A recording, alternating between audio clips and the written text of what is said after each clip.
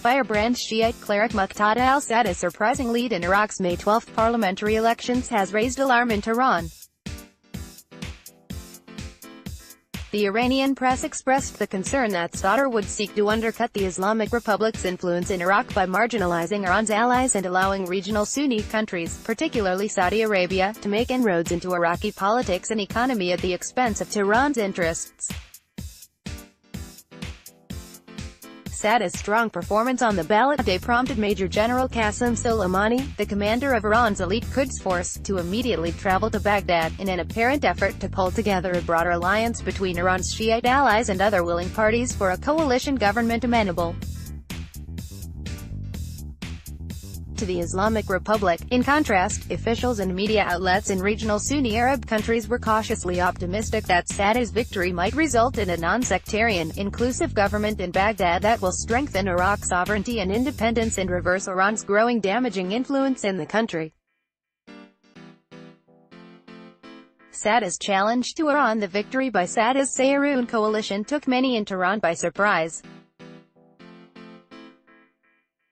Both conservative and reformist outlets in Iran cautioned Sadr and its allies would challenge Iran's political and economic spheres of influence in Iraq. They pointed out that during the campaign season, Sadr adopted a nationalist tone, pledged to push back against both Iranian and American influence, and consistently criticized the Fatah alliance, a Tehran-backed coalition of militia groups from the Popular Mobilization Forces (PMF), which came second in the polls. Sadr's alignment with non-sectarian, secular and communist parties also caused a stir in Tehran. Iranian officials had said prior to the elections that a secular government in Baghdad would not be acceptable to Tehran. "The equations of Iraq's political landscape are changing," wrote Martem Salari.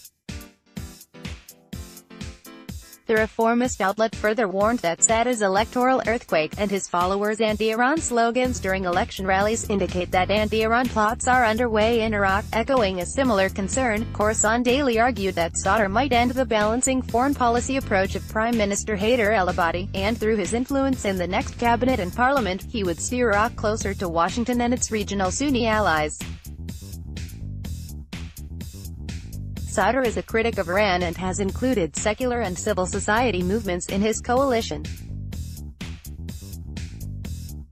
His social base does not hold a positive view of Iran's presence in Iraq, and most importantly, he has good relations with regional Sunni states and America's allies.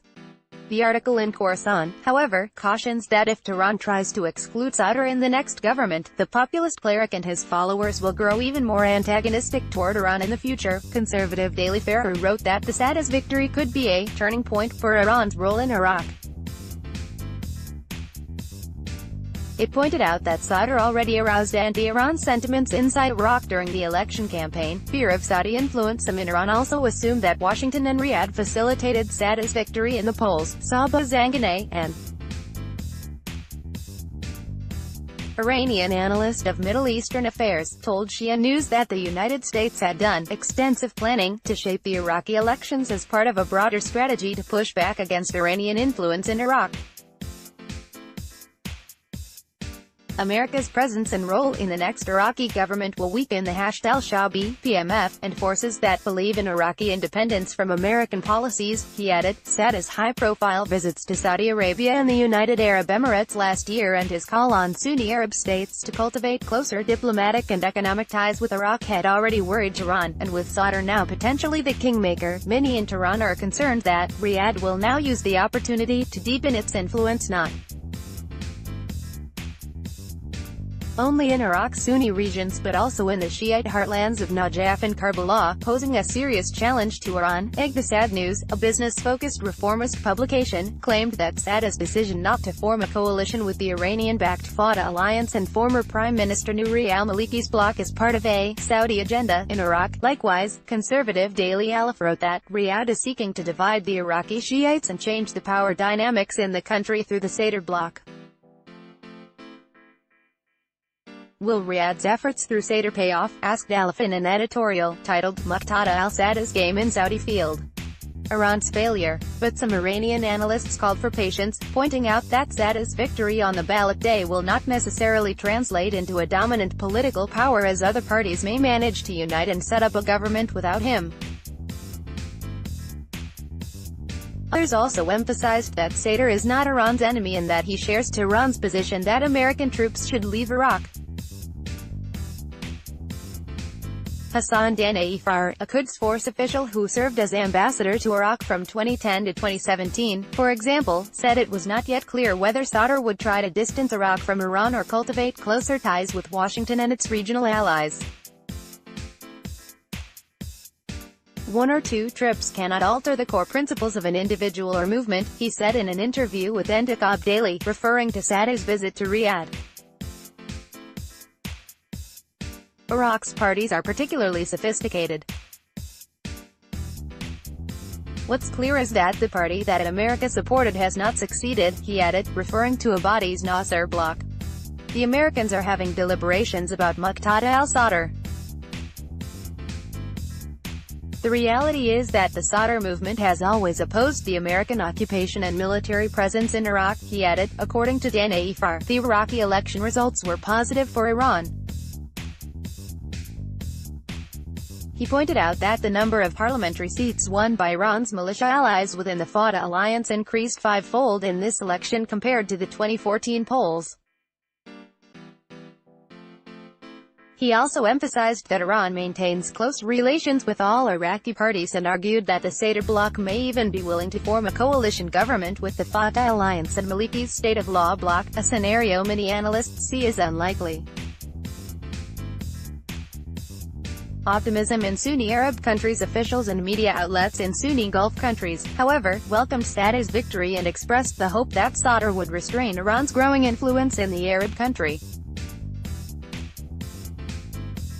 Soon after preliminary results were announced, Thamer al-Sabin, Saudi Minister of State for Gulf Affairs, congratulated Sadr, and in a tacit rebuke of Iran, he said the Sadr coalition would preserve Iraq's sovereignty and Arab identity. An article in Arab daily Sharq al-Awsat wrote that if Sadr and Abadi join hands to marginalize the Iranian-backed PMF groups and the Maliki bloc, it will be a significant step to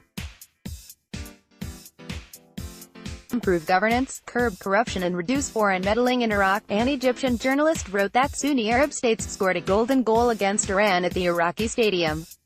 He added that Sadd's victory indicates that Iran's influence in Iraq is declining. Some Arab analysts stressed that if a nationalist government comes to power in Baghdad, it would challenge Iran's role in the broader region. Logically, if Iran loses its control and power in Iraq, it will then also lose its influence in Syria. There will be no linked-up supply routes and there will be no Iraqi militias, wrote Farouk Yusuf in Al-Arab. That means if a potential war breaks out, it will be on the Iranian territory, it added.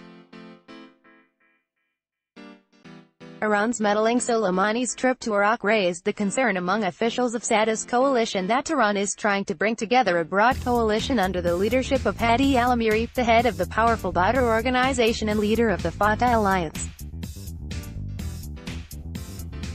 Efforts are being made to form a coalition to prevent any Iranian meddling in the matter of establishing a government, said Dia al-Asadi, head of Sadd's political office. He added that the Sadr movement will use legal and democratic means to block Iranian influence. At present, we are seeking to establish a government without the presence of Iran and without a coalition with Hadi al-Amiri and Nouri al-Maliki. Sadr himself, however, held a meeting with Amiri over the weekend, prompting the speculation that he may after all be willing to form a coalition government with Amiri and other Iranian-backed Shiite leaders. The maverick cleric Muqtada al-Sadr is a member of an influential Shiite family and a son of prominent Shiite cleric, the late Grand Ayatollah Mohammad Sadiq al-Sadr. Sadr had lost some of his political clout recently, but he made a strong comeback on May 12. He once again demonstrated that he maintains a large support base among the Iraqi Shiites as the leader of the al-Sadr movement. Although Sadr has lived in Iran for years, he lived in Iran when his fighters fought US-led coalition forces in Iraq after the 2003 invasion, and has maintained close relations with Iranian religious, military and political establishments. He has lately distanced himself from Tehran. While Iraqi militia groups now part of the Fatah alliance have deployed forces to fight alongside the Revolutionary Guards in Syria, Sadr publicly called on Syrian President Bashar al-Assad to resign to avoid further bloodshed in the war-ravaged country. Sadr has also refrained from hostile rhetoric against Saudi Arabia and other Sunni states in the region. He has toned down his anti-American rhetoric, although he still opposes the presence of U.S. troops in Iraq. Some of his allies in parliament recently voted in favor of a timetable for the U.S. withdrawal, while Tehran and its allies are worried that warming relations between Baghdad and Riyadh would undermine their influence and interests in Iraq and the broader region. Many prominent Iraqi Shiite leaders believe closer ties with regional Sunni states would significantly benefit sectarian harmony, political stability and economic recovery in the war-ravaged country.